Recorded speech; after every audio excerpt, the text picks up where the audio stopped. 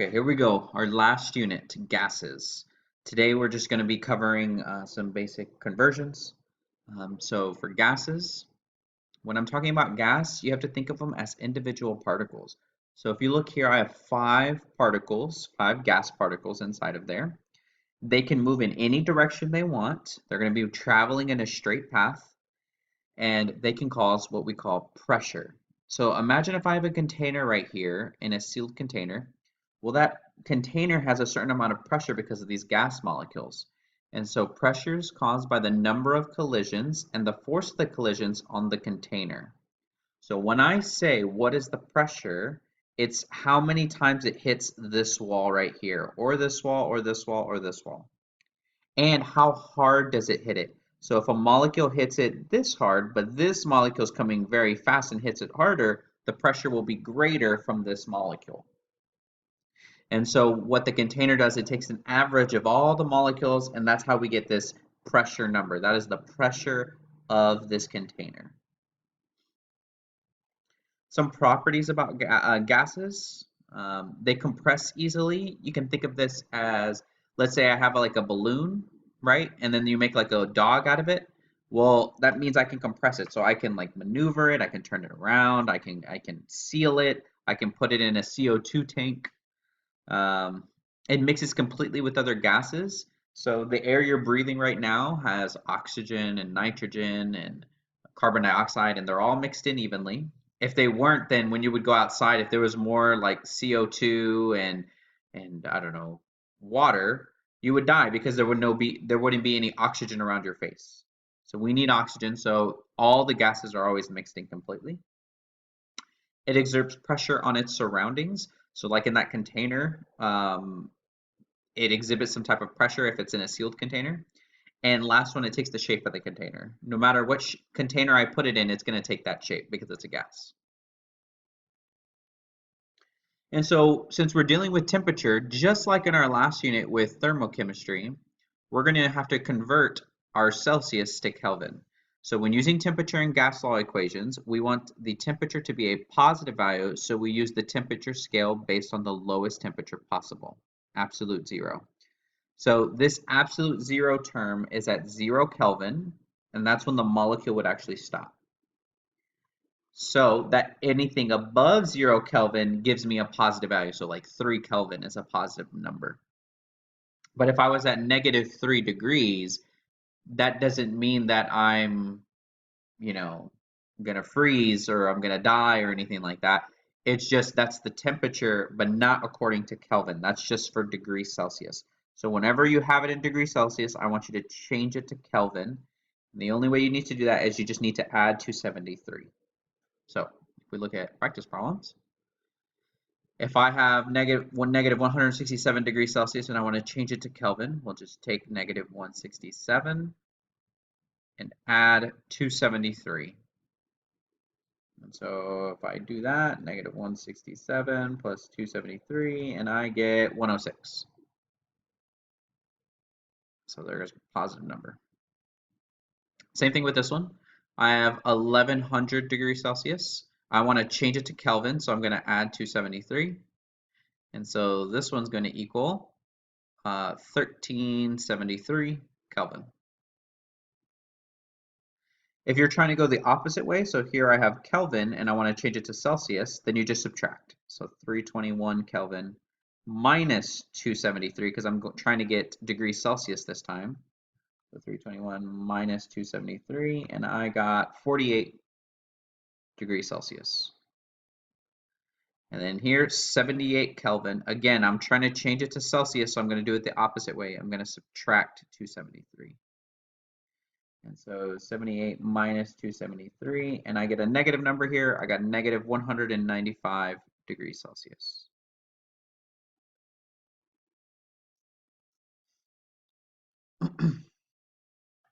And the last conversion that you need to know before doing the other practice problems is pressure.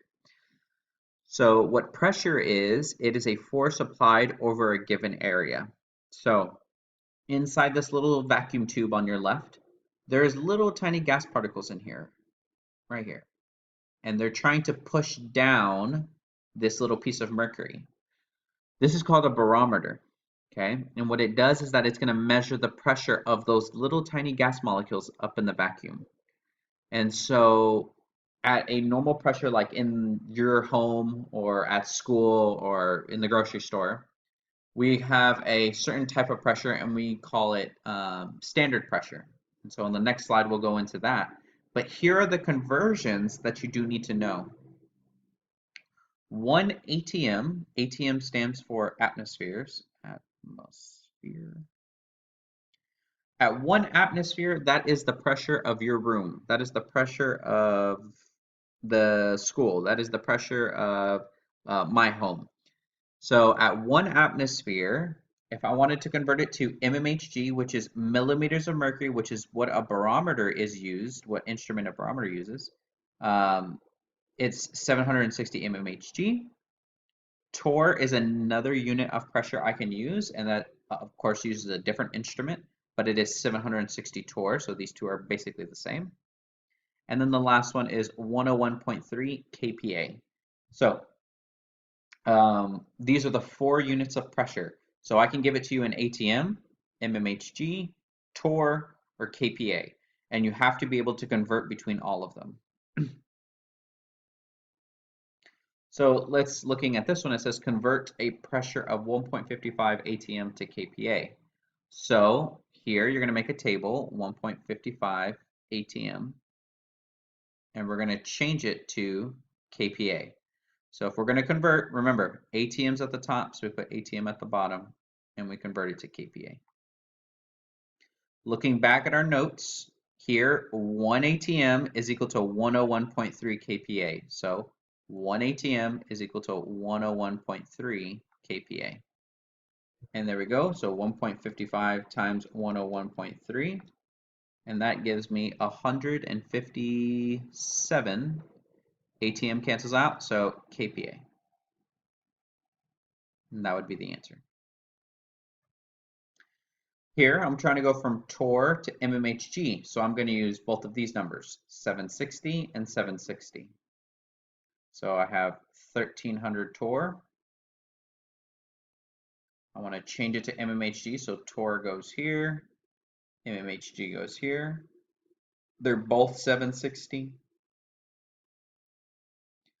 Torr cancels out, and so 1300 times 760 divided by 760 is still just going to be 1300 mmHg.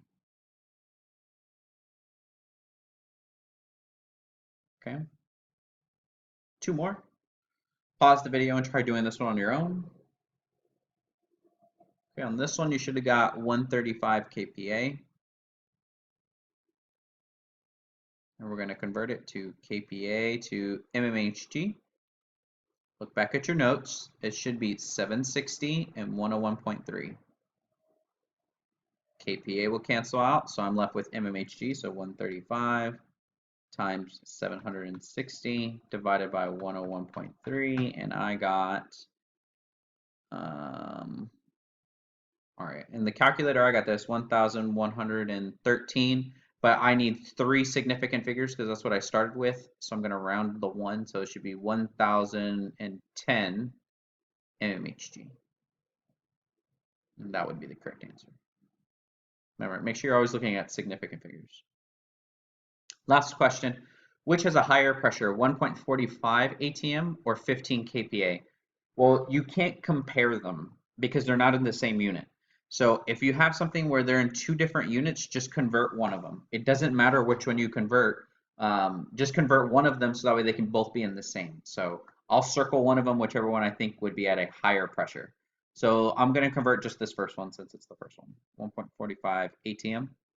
And I'm going to change it to kPa so I can compare. So if I'm changing it, ATM here, kPa here, 101.3. And so 1.45 times 101.3, and I got 147